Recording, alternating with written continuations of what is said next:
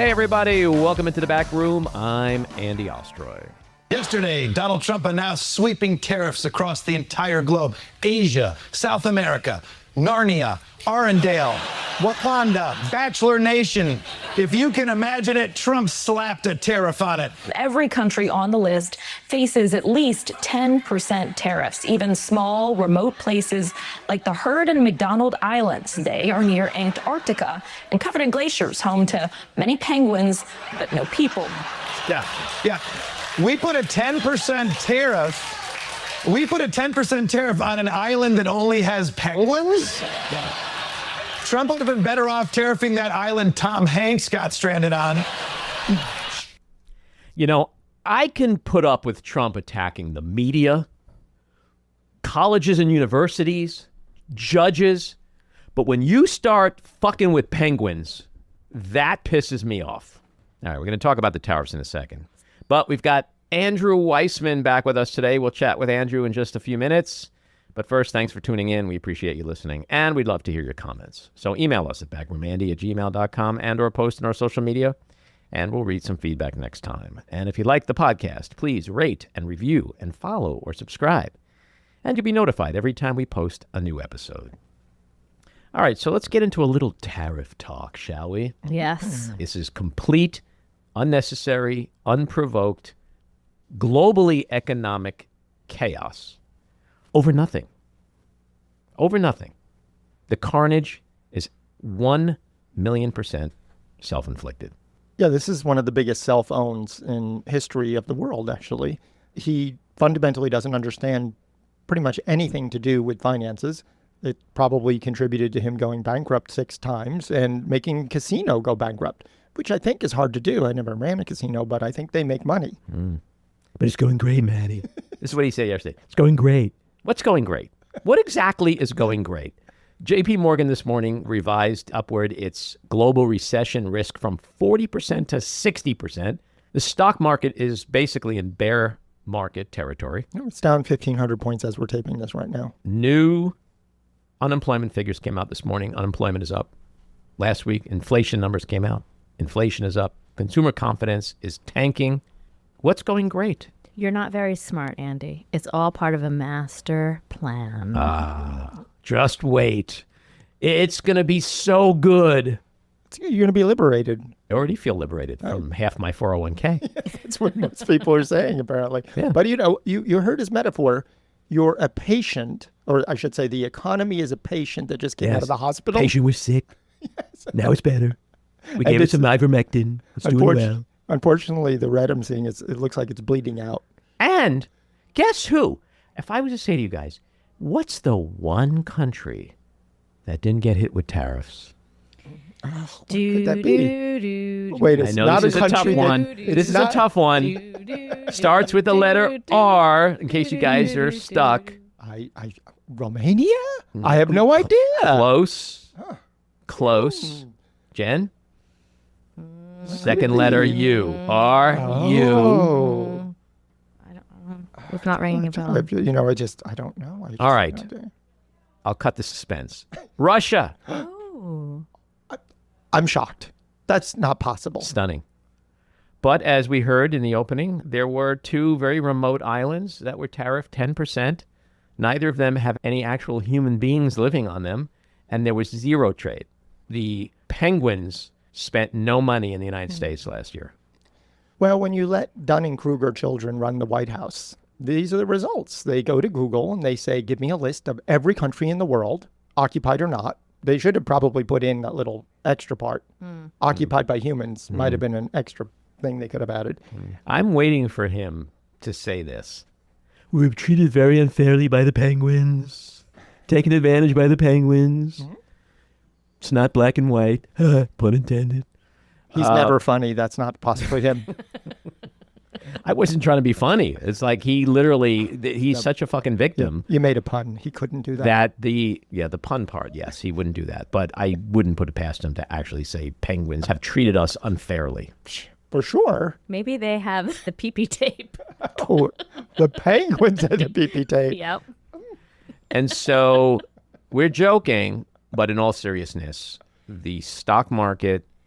yesterday cratered, almost 5%. It is looking worse, actually, today. People are looking at their retirement accounts and panicking because we don't know where this is going.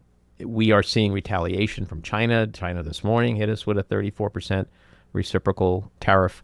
And we're probably going to see the same thing from the European Union. I mean, when you have a sociopath who also has dementia running the country, this is the result. Yeah. Let's talk about something that happened this week, which was actually good. We had 3 special elections on Tuesday. Let's play this clip. I know how glad you are to see the TV ads end.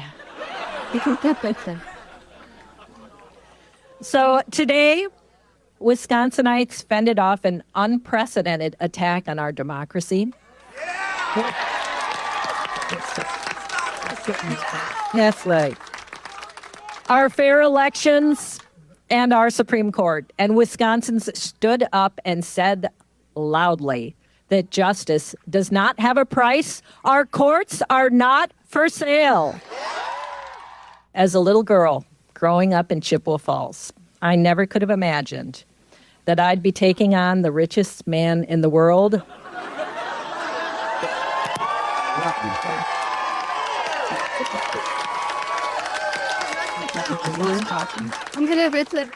For justice in Wisconsin. And we won. That was Susan Crawford. She won her special election for the Wisconsin State Supreme Court. That was a huge win because there's so much ramifications attached to liberals maintaining control of that court with regard to abortion, redistricting, and other very important things that will come before the court. Elon Musk poured a lot of money, like $25 million, into that race. And so this became a referendum on Musk.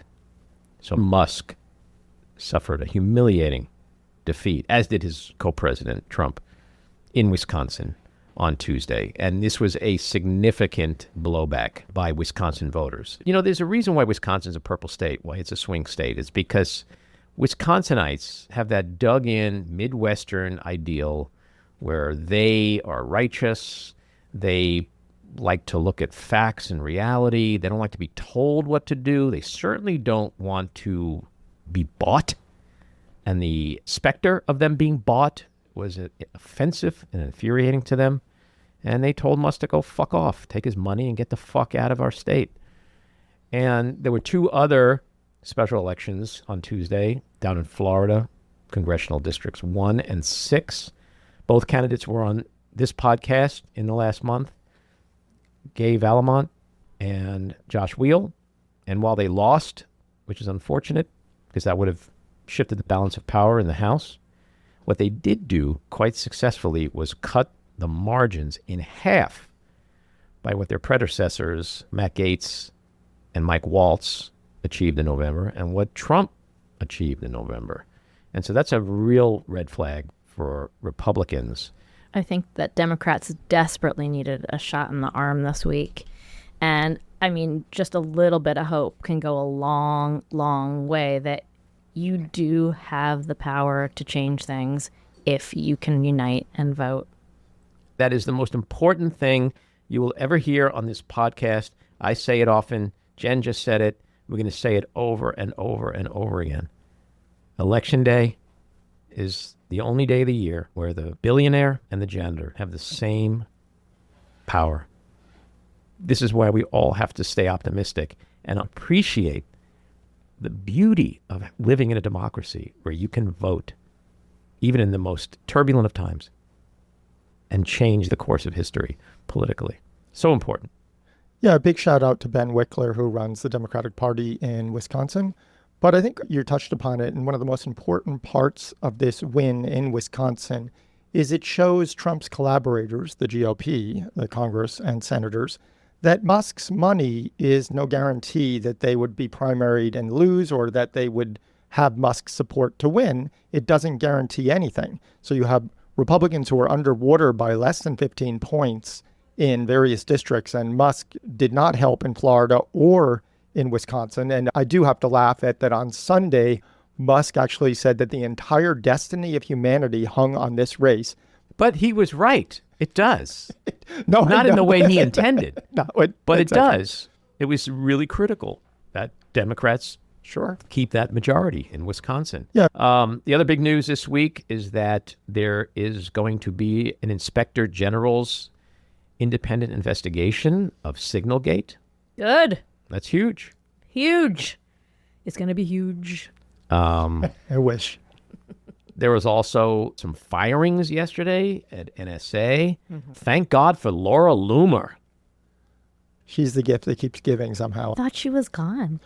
Well, she seemed to be on the outs because she was saying some negative things about MAGA crowd for a brief time there, I thought. Yeah, she was in the White House, and next thing you know, okay, Laura, let me hold on a second. Who? I'm writing this down. Who should I fire?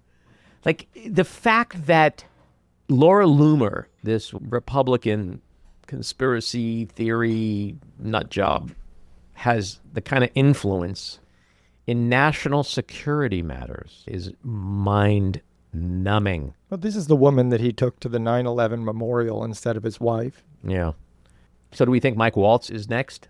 No. You know, I thought Mike Waltz, there was a chance that he would go, but I think the longer we go, this fades. And reality is the media is already not covering Signalgate that much because essentially he's collapsing the economy, which is a bigger story, inarguably. Yeah, but this inspector general from the Defense Department is not a MAGA-ite. We know what the conclusion of that investigation has to be. Waltz and Hegseth fucked up. But as much as So that's why this story's not going away. It's only going to get worse. Yeah, but now they're talking about the 401ks. Signalgate is not the topic of conversation when you go to the supermarket and your avocados are $7. I just don't think it's going away anytime soon. I also don't think there's going to be any strong consequences, but, whatever can be done and to keep reminding Republicans that the VA is being gutted, what you loved about the military and intelligence is not what it used to be. It has to It's all of the above. There. I'm going to give the American public the benefit of the doubt that they can walk and chew gum at the same time with what angers them, not with what they're told by this party or that party, but what they are upset about. Yeah, I don't think this story is going to be over, but I think that the media only can talk about it for so long, and it'll occupy the media less and less until the IG report comes out, and then it'll be a big story because no doubt he's going to find problems. I mean, how could he not? I don't know. I think I'm not going to name names, and I'm not going to be one of those I told you so guys. But over here, after this scandal broke, there were some of us who said, hey, this story's got legs. It's not going anywhere. And there was other people who were like, it'll be gone in 2 days when something else comes and knocks it off the media table. And so here we are, a month later? And it's gaining steam. So that's all a good thing. It's a good thing. I'll admit Got to that stay positive. See, this is why optimistic Andy exists. I am optimistic about some things, but I still think that Signalgate is everyone should have been fired practically, except we'd have no national security team left. Maddie's so funny. Maddie could be You're like, so optimistic. I could say to Maddie, Pete Hegseth got fired, and you'd be like, yeah, well, it should have happened 3 weeks ago. Yes. He should never have been hired. Let's be honest. It's all right. Look, this podcast is all inclusive. We're a big tent. We welcome the Debbie Downer community. I'm seeing cracks, like I said. I am optimistic that something in the Democratic progress. and I'm optimistic Maddie's that seeing cracks. something in the Republican Party is switching. And I think we said this a couple of months ago. We said that we Major needed progress. we needed the stock market to crash. Not that anyone wanted it, but something had to break this cult. Wait, are you saying that money is what Republicans are concerned about most? I think Maddie, maybe. shame on you. I know it's shocking. Shame on you. But let's not just talk about the You Republicans. libtard. Let's talk about the business community. They've been backing Trump, and suddenly, They're pissed.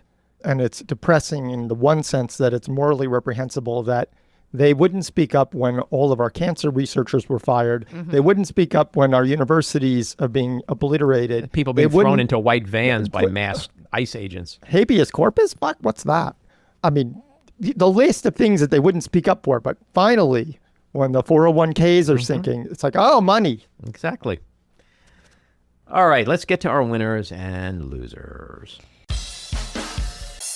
My loser, the firing of the NSA and Cyber Command General Timothy Hawk at the recommendation of right-wing conspirator Laura Loomer.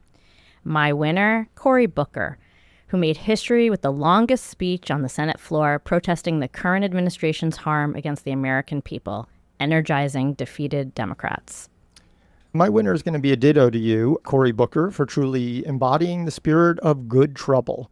His record-breaking 25-hour speech on the Senate floor didn't just make headlines, he broke the internet, amassing an astounding 350 million likes on TikTok as clips of his address spread like wildfire across social media. My loser is Howard Lutnick, who has emerged as the administration's most unhinged surrogate. His commentary has been remarkably inane, from his bewildering takes on Social Security to his counterfactual statements about tariffs. My winner, also New Jersey Senator Cory Booker, who took to the Senate floor and spoke for over 25 hours without food, without drink, or a bathroom break. That was remarkable. It shattered the record of Senator Strom Thurmond, who filibustered the Civil Rights Act of 1957. My loser, Musk, who learned that money does not buy everything. All right, let's get to the weekly rant. So Elon Musk, the richest human on earth, arrogantly thought he could buy a Supreme Court seat. After dumping $25 million into Wisconsin's special election, he jetted to Green Bay, threw on a cheesehead, danced around and ranted for 2 hours like a jacked-up Doge bag, handed out million-dollar checks to buy votes, and expected Wisconsinites to be cast under the spell of his broligarchical awesomeness. Well, the only thing he bought was a fuck-ton of humiliation and a likely sooner-than-later dumping by Donald Trump. What Wisconsinites also demonstrated is that the resistance is alive and well, that voters on both sides of the aisle are pissed off and fired up, that they're fed up with Mr. Chainsaw, his indiscriminate slashing of essential services, his massive wanton termination of federal employees, and the general chaos perpetrated on the American people by Musk and his co-president. Buy my vote? Get the fuck out of here. Hop in that stainless steel garbage can of yours and self-drive yourself back to Mar-a-Lago or wherever the fuck you're living now. Crawford's victory is a victory for democracy, for the Constitution, the rule of law, and our independent judiciary. Making matters worse for Trump and Musk was the message sent by voters in Florida's two special House elections in Districts 1 and 6, where Democrats Gabe Vallimont and Josh Weil, respectively, lost by a margin of roughly half what Trump, Matt Gaetz, and Mike Waltz won by last November. While Vallimont and Weil didn't win their solidly red districts, they succeeded in demonstrating how much both Republican and Democratic voters are angry and exhausted by this administration's cruelty, chaos, economic destruction, threats against Social Security and Medicare, assault on veterans and the working class, and authoritarian attacks on democracy. One thing's for sure. While Trump may not give two fucks about what happens as a result of Musk's and his administration's disastrous policies, the GOP is more terrified than ever that the 2026 midterms are going to be a bloodbath. All right, let's get to Andrew Weissmann. He is the co-host of the popular podcast Main Justice and is a frequent legal analyst for NBC and MSNBC. He serves on the board of Just Security and writes frequently for it, as well as the New York Times, The Atlantic, and the Washington Post. From 2017 to 2019, Andrew served as a lead prosecutor in Robert S. Mueller's Special Counsel's office. His memoir about the Special Counsel investigation, Where Law Ends, Inside the Mueller Investigation, was a New York Times bestseller.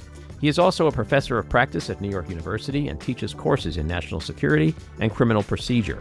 He also served as the General Counsel for the Federal Bureau of Investigation, and from 2002 to 2005, he served as the Deputy and then Director of the Enron Task Force, where he supervised the prosecution of more than 30 individuals in connection with the company's collapse.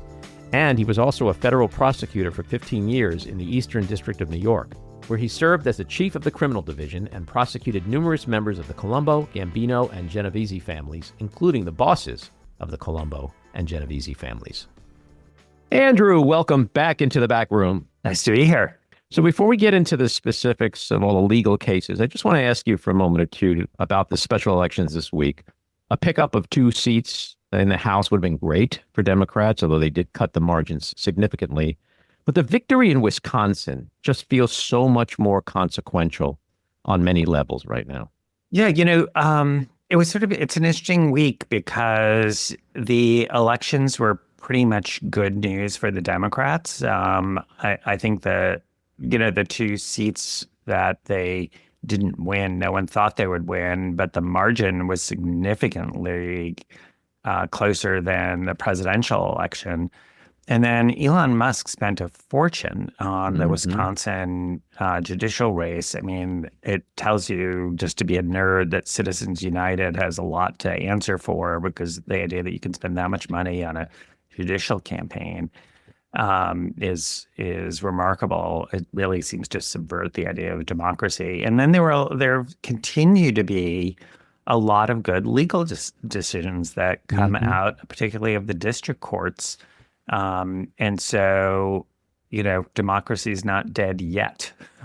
So let's talk about that, because I see that too, that the courts seem to be serving as a very critical check right now. Yeah. Give me your synopsis of the top cases that, especially this week. I know there's hearings today on the Boasberg case. There's another hearing. What's the latest with what you see that does seem very positive in terms of how the decisions are being made? Well, I think if you look in the aggregate, you have over, I think it's 45 judges, 45 decisions where the courts have given some kind of injunction in terms of what it is that the president's trying to do. A whole variety of different grounds, a whole variety of different contexts. But I do think it's important in this regard. One, what the sort of MAGA Republicans want to say about that is that this shows judicial activism and judicial overreach, and look how much of these injunctions are going on when, there were injunctions in the Biden administration, but nothing at all like this. And so this shows the liberal activism of the courts. And what belies that is when you look at the data, and that you are seeing judges from all across the political spectrum with many different presidents who've nominated them, from Reagan to Trump himself, ruling that what is going on is unconstitutional. And I think that is really important to, when you're looking at data and trying to figure out, who's got the better of the argument. You just aren't seeing, this whole picture is not one of judicial activism. It is a question of people applying the Constitution to what has been ruled to be unconstitutional actions by the president, where, everything from violations of statutes to violations of the Constitution, whether it's the First Amendment dealing with law firms and lawyers, or the Due Process Clause with the Alien Enemies Act. And Andy, as you said, there's about to be, as we're recording this, a hearing before Judge Boasberg on that issue. And to me, that is one of, if not the most consequential things. And then finally, I'm just going to give a shout out to Judge Ho, who had the Eric Adams case here in New York City, where if that decision had gone differently, that would have put a loaded weapon in the hands of the Trump administration. And so Judge Ho wrote a really terrific decision, not allowing the criminal justice system to be used to subvert the political process. And that was the decision about dismissing the case with prejudice. Exactly. This was the Mayor Eric Adams facing 5 felonies, where the government wanted to dismiss the case without prejudice. And so he'd have this sort of Damocles over his head, and thus a choke chain on him to do the bidding of the Trump administration. The stated goal was to do this so that he could adhere to the immigration policies of the federal government. I mean, It's sort of remarkable that was, they said there was no quid pro quo. Clearly, the court here thought that that is in essence what was going on. And so by dismissing it with prejudice, remember, he really only had two choices: dismiss with prejudice or dismiss without prejudice. He really couldn't just say, I'm not dismissing it at all, for long reasons about the rules and the role of the court. And so by saying it's going to be with prejudice, he got rid of this ability to yank the chain if he wasn't doing what the current administration wanted him to do. Yeah, and the real irony is, if you look at it from the Trump administration's perspective, the ROI on that was zero. Adams gets off scot-free. He doesn't have to worry about the cloud hanging over him. And what did Trump get out of that? So he just basically freed someone who the DA's office believed was a criminal and was likely going to face conviction for nothing. It wasn't terribly smart. It certainly led to an enormous amount of bad press because you had a lot of career people, including career people with very serious conservative credentials, resigning over this, both in New York and in D.C. So in terms of main justice and the sort of, Department of Justice and career people, which is, 99.9% of the people there, the amount of ill will engendered by this is a little bit like what we saw when Emile Beauvais was trying to get a list of, the 5,000 names of FBI agents. I mean, again, you create such ill will and it's so ham-handed.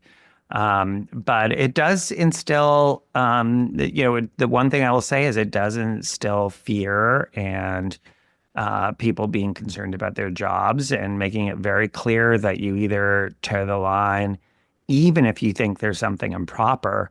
And that's where, I have to say, when I was in government, I mean, of course, you like to think you're right, but one of the things you want is you want people to come to you to say you're making a mistake and to say you're looking at it the wrong way, to say, what, have you thought about something, that differently, that you should be thinking about differently. That is like good government. It's not just, it's true in government, it's true in just life. You want somebody to be able to speak up. And this is sending a message which is don't speak up at all. And you risk your career if you do. Yeah. You mentioned the law firms before. As much as we all predicted Donald Trump's weaponization of the DOJ and the FBI against his perceived enemies, I don't think anyone expected him to go after the nation's most prominent law firms or for them to capitulate. So what is the biggest concern here from your perspective? Well, in order to have a functioning legal system, you need to have functioning lawyers who are advocates for one side or another. And the idea that you can be PNG because you are bringing a case against the government, I mean, that is part of what law firms do. The other part that just strikes me as just so anomalous and is these are private law firms. They're entitled to be as political as they want to be. This idea that, we're going to denigrate them or we're going to have the White House weigh in on what they're doing, that's fine if they're doing something illegal. But if they're deciding to take on paying or pro bono work that is political, big P or little p, that's none of the government's business. That's what they're entitled to do. Just like any person and any partnership and any company. And it wasn't that long ago during the Biden administration when the shoe was on the other foot that conservatives were bringing lawsuits against the Biden administration saying that they were browbeating tech companies to do their bidding and to say, because they were saying, look what you're doing. You're telling them not to put out information that the Biden administration said was disinformation about COVID. And Judge Kaczmarek out of the Fifth Circuit was saying this is a huge violation of the First Amendment because the government is browbeating them to do this. And ultimately it went to the Supreme Court, and the Supreme Court said legally that the government cannot do that, but said factually there was insufficient evidence that the Biden administration was actually doing what they claimed. But here, it's explicit. They're doing exactly what it is that, a minute and 32 seconds ago, they were saying was improper. But, now it's because this isn't a question of principle. It's just a question of, if I'm in power, I'm now going to do it. And what is in it for these law firms? I mean, you have can you ever trust Donald Trump? I mean, the man has for decades been known to be someone who goes back on his word, who breaks deals. But more importantly, it's not like they can sue the government tomorrow and walk in and do all kinds of discovery. Like, it seems like those days are over for those firms. Well, yeah, what remains to be seen is what the law firms that have capitulated, what it is that they're going to do, both in their paying work and in their pro bono work, whether they're going to take on cases that are controversial, whether they're going to take on cases where they're suing the government. And, you can certainly imagine that they're not going to do that anymore, because the whole idea is they're capitulating. I do think so. So one, that's a huge thing to watch, because I can see that clearly being something that doesn't happen. And it'll be hard to see, because, a firm not taking on a case is not something that's in the news. It just isn't happening. Right. And so, it's hard to imagine the firms that have caved are going to be thinking, I can't wait to sue the Trump administration over XYZ policies. Right. So he's defanged those firms if that's what happens. What they do get out of it is, if they've got corporate clients in particular who are sitting there thinking, I'm a government contractor, or I am a private equity fund, and I've got a merger and acquisition that I want to get through, and I want to use a law firm that's not being targeted, in the immediate sort of short term, and assuming that Trump doesn't take, more action against them, they go about their way and they have that business and they make their money. I mean, it all comes down to that. It's, about, money. And so, they do get something out of it. And, what it appears to be happening is, for large firms with large corporate departments, the administration can basically just do the math and be thinking 100 million, and they just keep doing this. But this is one, as I said, it is violating the principle that under the Biden administration, these people were saying shouldn't happen, which is the government isn't supposed to be taking that role with respect to private actors. And it's not like the courts are saying this is a good thing. That everybody who has gone to court to challenge these has won. Right. And said these are unconstitutional because they violate the First Amendment, as well as the Fifth and the Sixth Amendment. And so you have firms like Paul Weiss, Skadden Arps, Wilkie Farr, and Gallagher, which is Doug Emhoff, former Second Gentleman's firm. They've capitulated, while others like Perkins Coie, Williams and Connolly, who's defending them, Jenner and Block, Wilmer Hale, not afraid to take on Trump in court. Why such a different viewpoint from equally powerful, financially strong law firms? Why do some cow to this and others are not afraid?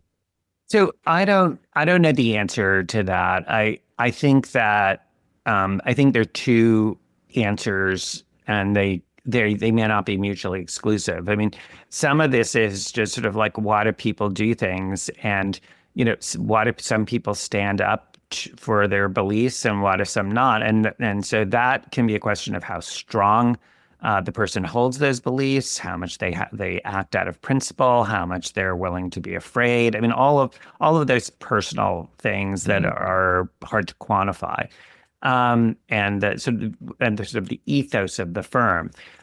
The other, as I alluded to, is I think one of the through lines that you're tending to see is the particularly large firms with large corporate practices, where the business that they're thinking about losing is from large corporate deals.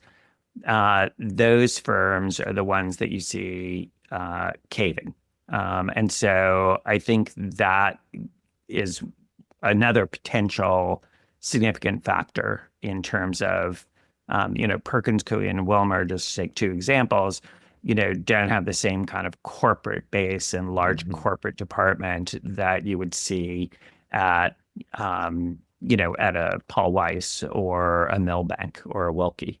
Perhaps the most concerning, at least to me, of Trump's executive orders is the one he recently signed to overhaul the nation's elections through a proof of citizenship requirement, new mail ballot deadline restrictions, and other sweeping changes. A lawsuit's been filed asking the court to find that order unconstitutional. Do you think they'll succeed with that? Is that just a loser from the get-go? I think there are lots of components to that, and there's a disparate impact issue there because of who it's going to affect if it takes place in terms of racial composition, and very much a lot of what we're seeing is a war on Black and brown communities. But one of the things I would point out about that election, the panoply of election reforms that are referenced there, is one of them. Obviously, by the way, this executive order there's a lot of this that needs congressional approval. Like, it's something that the president cannot do on his own. But this idea that we want to count all votes, but they have to have been received by the date of the election, even if they are postmarked but received a few days later. But they have to actually be received by the date of the election. You know who that's going to affect the most is everyone in the military who is working overseas. I mean, you're planning on disenfranchising the people who we owe so much to. If this was something you thought was really important, and God knows why this would be top on your list of things like the postmark but received. I mean, the president keeps on thinking it's as if you can somehow vote after the election, which is not true. But if you were going to do this, you would think that you would say that we were only going to do this after we put in a place to make sure we have a system to allow the military and other citizens overseas to be able to get their votes on time. And if we can't do that, then this is, completely wrongheaded. But it's remarkable to me. If I were in the military, I'd be like, say what? You want me to serve in a voluntary military, but essentially disenfranchise me? Yeah, well, he has this bizarre obsession with having the results final by election night. It's just a weird thing. Like, he wants it decided before the end of the night. I mean, he has the patience of a 3-year-old. Well, I think it was a little bit more than that, because in the Biden election, there was this whole idea of the red mirage, the sort of red wave, and because there was sort of he, if you remember, was, as soon as the votes came in that night, was screaming, "Stop the count! Stop the count!" Because he knew that there was a lot of the mail-in vote, which he was discouraging his voters from using the mail-in votes. He knew he would sort of look better, or thought he'd look better, right at the moment of the election closing. And so he was saying, stop now, which it would disenfranchise all the people who were entitled to have their votes counted. And of course, it didn't stop, which it shouldn't have. And then he said, oh, see, look, it looks like fraud because I was winning at that moment.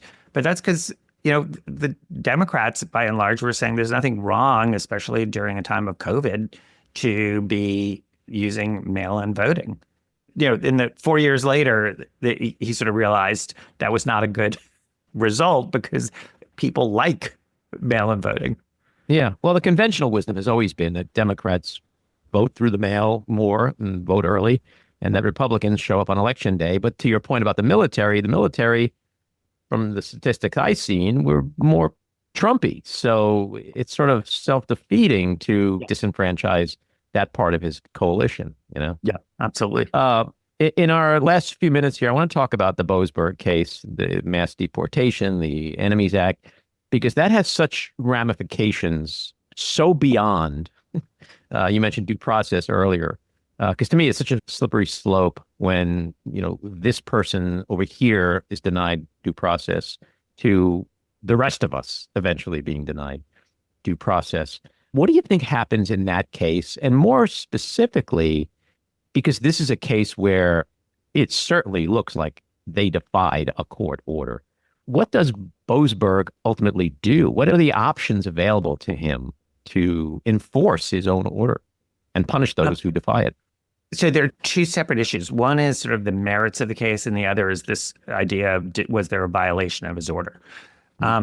With respect to the violation of the order, that's one where if he determines that there was a violation of this order, one of the things he could do is order the government to bring the people back for a hearing, because that's what he was saying. Don't let them go. And let the government say, as they're saying right now, oh, we don't have the ability to do that. Well, you know what? I think they're paying for those people to be housed in El Salvador. And this is the kind of thing where they certainly had the ability to put them there.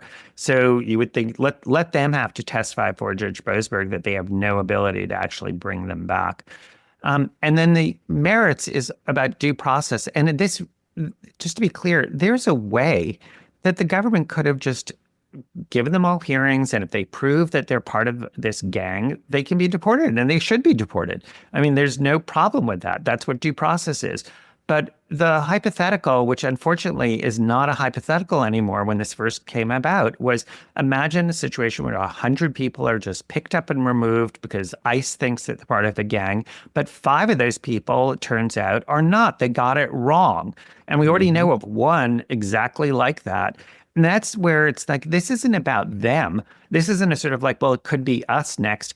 That person who didn't get a hearing is us. And one of the things, I'm a total nerd, and I was looking at the cases the government cited. And one of the cases was about Germans right after World War II. And you know what they were entitled to? And you know what the Attorney General of the United States agreed they were entitled to? A pre-deprivation hearing, meaning before the government removes them, they're entitled to a hearing. And the Attorney General of the United States thought that even with respect to Germans right after World War II, talk about a reviled group of people. And here, as one of the judges in the Court of Appeals said, you're not even giving these people the same due process rights as Nazis. Right. That was a stunning moment. It makes you really have a concern for where we're headed, because they're testing the system. I mean, it just feels like we've crossed a certain Rubicon where A, due process rights are being violated, and B, court orders are being violated. So what's next? And it just seems like there's so much weight right now on Judge Boasberg's shoulders, not specifically in this case alone, but just the macro of how our country, how our judicial system is abided by or not. I mean, Trump has immunity, but others don't, right, in the administration. And if officials, top officials involved in that case willfully violated his order, what can and should he do to them? Well, let's remember what he can. The most important thing in the short term is with respect to the people who were harmed, right? In other words, he is saying, do not remove these people from the United States. So one of the things you can do when you're thinking about those people is not let the people who, if they violated his order, get any benefit from that, and saying, you have to bring them back. Sure, absolutely. And that's a given. Right. And so I think, and that's the thing, I think is the first and foremost. His other options is, he can fine them. He can refer them to the bar associations. He can, quote, hold them in contempt. Ultimately, if they somehow were not to comply with his, and he finds they didn't comply with his order, he can refer them for criminal prosecution. It is the one area, by the way, where the courts have allowed, although it hasn't gone to the Supreme Court yet, have allowed the courts to appoint a prosecutor. So he does have different things that he can do. One thing I do want to just mention, I think that we're in a terrible, terrible place in this country. And we've only been talking about things that are sort of, what we're talking about is things that are lawless. There are a whole bunch of policies that are just wackadoodle. Which are not, which are lawful, but just terrible, terrible policies. You have really violent criminals, horrendous fraudsters who have been freed and because they've been pardoned. You have all sorts of policies in the Department of Justice about not prosecuting election fraud, not prosecuting for the Foreign Corrupt Practices Act for bribery. I mean, all sorts of terrible, terrible policies. But the one thing that I have not seen is in court, the administration has not said, we're just not going to follow your orders. They, in court, their tone is different in that they come up with some argument, and sometimes it's really thin, but they try and come up with a good faith argument for why what they did is in compliance with the court order, because they so far, at least in court, don't have the temerity to just say, we're not complying with that. And I would hope that's because lawyers know that's there's a reason you go to law school and you're a lawyer is because presumably you believe in the rule of law. Yeah, we've always in this country governed by the rule of law. And what Trump is trying to do is have us governed by the rule of the end justifies the means. And that's all that matters.